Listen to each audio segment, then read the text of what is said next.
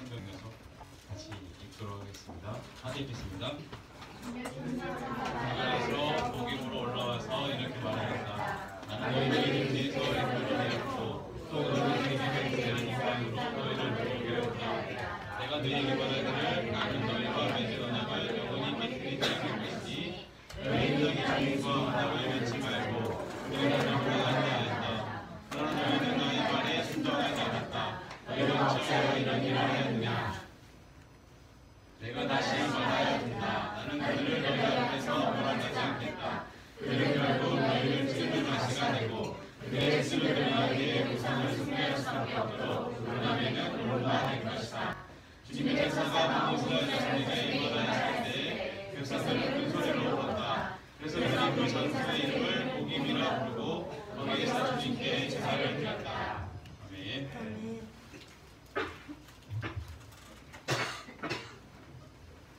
저쪽에 있을 때는 설교를 몇 번 했던 것 같은데 보셔야 됩니까? 네. 저쪽에 있을 때는 설교를 몇 번 했던 것 같은데 이 자리에서는 처음인 것 같습니다. 그래서 낯설고 표현에 낯선 것이 우리 굉장히 불편하게 하는 게 사실입니다. 그리고 제가 이렇게 정장처럼 차려입고 새로운 거 오기가 참 처음인 것 같아요. 찬양하는데도 덥고 저 혼자만 굉장히 불편한 그런 상황이었습니다. 그래서 그건 알고는 있는데요. 목사님이 톡으로 말씀을 드렸죠. 셔츠가 없다.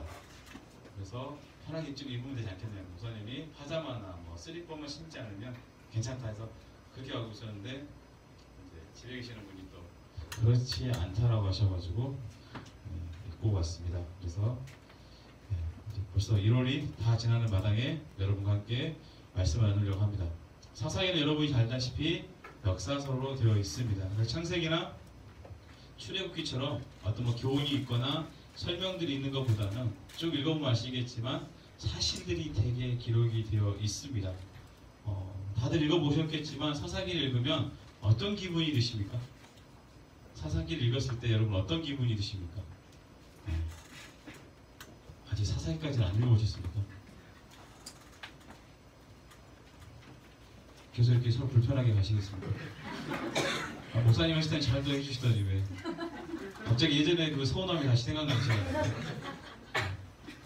저기 있었을 때도 제가 질문하면 다들 침묵하고 대답 안 하시고 뭘 재밌는 이야기라도 웃지도 않고 목사님은 별거 아닌데 막 웃어주시고 그래서 차별을 많이 당하고 있구나 생각을 했었거든요. 그래서 목사님이 부탁하셨을 때도 잠깐 주저했었는데 불편하네요. 그쪽에서 불편하시면 저도 어쩔 수가 없네요. 읽어보셨지만 사사기를 읽었을 때 혹시 드는 느낌이 어떠신지 저만 그럴 수 있기 때문에 질문을 드리는 겁니다. 정말 안 읽어봐서 모르신다면 제 이야기를 하도록 하겠습니다. 표정들이 안 읽어보신 분들이 많은 것 같습니다. 읽어보시면 좀 불편하거나 답답한 생각이 듭니다. 그 이유는 딱 하나죠. 왜 그럴까요? 이스라엘의 제된 모습을 하나님께서 적나라하게 적고 있죠. 그리고 마지막 마무리 갈수록 이제 이스라엘이 회복된다거나 뭔가 좀 결말이 좋아야 되는데 우리 흔히 주인공이 죽는 뭔가 찝찝한 그런 영화를 보듯이 마지막까지 어떻습니까? 이스라엘이 하나님께 돌아옵니까? 계속 자기들 하는 대로 가다가 점점 재만 커지게 되고 심지어는 나중에 말미에 보면 베냐민 지파가 거의 망할 정도에까지 스스로 그렇죠? 넘어지는 모습들을 분명히 보게 됩니다. 성경이라면 신앙적인 결단이나 업적 이런 게 좀 기록되면 좋겠는데 계속 반복되어 있는 실패들이 은혜 없는 일들만이 가득 기록하고 있는 책이 사사기입니다. 그래서 읽으신 분들의 차이는 있겠지만 짜증이 날 수도 있고 그렇죠? 아니면 좀 뭐라 그럴까요? 이스라엘이 참 미련해 보이는 그런 생각이 듭니다. 그거와 상관없이 사사기는 어떻습니까? 굉장히 불편하게 쭉 사실만을 계속 이야기를 해줍니다. 우리가 뉴스를 들을 때 듣고 싶은 뉴스들은 어떤 뉴스인가요? 행복한 뉴스를 들었으면 참 좋겠잖아요. 그렇죠? 요즘에 강주 지역에 저도 이제 살다 보니까 강주 지역에 있는 뉴스들이 의외로 많이 나오잖아요. 며칠 전에 여대생이 그렇죠? 집 밖에서 어떤 아이가 버려져 있었는데 자기가 그 아이를 구해서 신고했다. 그리고 다들 그 여대생을 얼마나 칭찬을 했어요. 근데 알고 보니까 오늘 나왔죠. 알고 보니까 여대생 그 아이의 유기된 아이의 엄마가 그 여대생이었어요. 그래서 혼자서 언니 집에 가서 아이를 놓고 두려우니까 그냥 아이를 밖에 있는 아이를 잘해봤다라고 거짓말하고 가족들은 몰라서 이제 신고하게 되고 이런 상황이 됐죠. 그럼에도 불구하고 이제 그 아이는 그래도 운이 좋은 거죠. 그래서 이제 다시 친엄마 품으로 이제 갈 수 있는 그런 상황들이 있죠. 그래서 같은 사건임에도 불구하고 우리가 볼 때 굉장히 그 여대생 잘했다. 어제까지 칭찬받은 여대생이 오늘은 뭐죠? 이제 세상에 나쁜 엄마가 돼가지고 욕을 먹기도 하고. 근데 저는 이제 두 아이를 가진 아빠로서 그 여대생이 혼자 그 언니 집에서 화장실에서 아이를 놓았을 때 얼마나 고통스러웠겠어요. 그렇죠? 그것도 고통스러울 뿐만 아니라 자기 아이인데도 불구하고 이제 그 아이는 이제 병원에 실려갔을 것이고, 아기를 낳아보신 분들은 아시겠지만 저는 잘 모르겠지만 옆에서 지켜본 결과 아이를 낳고 난 후에 몸은 어떻습니까? 버티기 힘들잖아요. 근데 일반인처럼 생각 움직였을 것이고 본인이 뭐 그 와중에 미역국 혼자 끓여 먹진 않았을 거라고 생각을 해요. 그렇죠? 그래서 그 모든 그림이 그려지니까 뭐 경찰서 가서 쓰고 왔다 갔다 하고 추운 날 얼마나 몸이 아팠겠어요.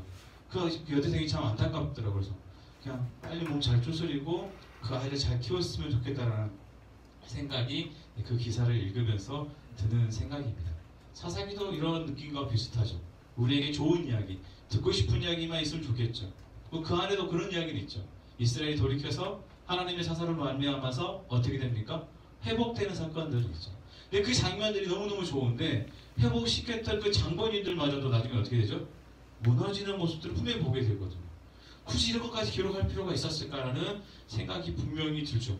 그러면서 뭐죠? 읽는 독자로 하여금 예민하거나 좀 답답하게 만드는 모습이 있습니다. 사사기 전체적인 내용은 적과 꼴이 흐르는 땅으로 들어왔지만 이스라엘이 하나님의 말씀을 따르지 않아서 하나님께서 사방에 적들을 일으키심으로 하나님을 잊고 살던 그들에게 뭐죠? 다시 하나님과의 언약을 기억하게 하고 돌아오게 하는 것이죠. 이 모든 방법들이 계속 반복되고 있는 거죠. 우리가 아이들을 키울 때 이거 하면 안 돼 하고 아이를 근데 안 돼 그러면 애들이 안 되는군요. 안 하면 얼마나 좋겠어요. 왜 웃으시니까? 저도 그렇게 크지 않았고 그렇죠? 저도 안 된다는 이야기를 수없이 듣고 왜 했냐고 맞으면서도 그 일을 계속하고 있는 제 모습을 보거든요. 그 예전의 모습 보면. 그래서 우리 아이들에게도 하면 안 돼 라고 혼을 냅니다. 그럼 얘가 돌이켜서 다시는 그 일을 안 합니까? 다들 그랬으면 좋겠다고 저를 보시는데 하나님 그렇게 기도하시고 저는 그럴 능력이 없습니다. 제 아이들도 안 되니까요. 그런데도 불구하고 그 아이들도 반복합니다. 그러면 이제 두 번까지 혼을 냈는데 세 번째부터는 그래 너는 이제 버린 걸로 칠게 하고 관여하지 않으십니까? 그 과정이 아닌 거죠. 사사기 전반적으로 굉장히 불편한 얘기를 담고 있지만 그 모든 과정에 누가 계속 함께하고 계신 거죠? 하나님이 계속 이스라엘에게 간섭하시는 거죠. 믿음의 생활을 시작하지 않았을 때 몰랐는데 하나님께서 여러분을 간섭하고 계십니까? 안 하고 계십니까? 하고 계십니까? 그러시고요. 얼마 전에 어제죠. 동상이몽에 최수정 씨가 나왔어요. 하이라 씨와 최수정 씨가 7살 차이가 나더라고요. 근데 25년 지난 후에 딱 보니까 누가 어른일까요? 영상으로 비춰지는 모습은 하이라 씨가 한 7살 연상의 누나고 최수정 씨는 한 7살 어린 연하의 남편 같은 느낌이고 그와 상관없이 끊임없이 잔소리를 듣는 그 모습을 보고 있는데 저는 웃기지가 않고 안타깝더라고요. 마음 한켠이 애잔해지면서 만만치 않구나 저 사람도 만만치 않게 사는구나라는 생각이 하나씩 들어오는 거죠. 무슨 의미냐면 우리가 어떠한 일을 가지고 결단하고 준비해서 얼마든지 계획을 성취해 나갈 수 있어요. 근데 계획한 대로 되어지고 계십니까? 벌써 1월달 그렇죠? 한 달 전쯤에 우리가 성구영신 예배를 드리고 하나님께 2018년을 맞이해서 이것 하고 저것 하고 얼마든지 많은 계획들이 시작됐는데 한 달이 훌쩍 지났어요.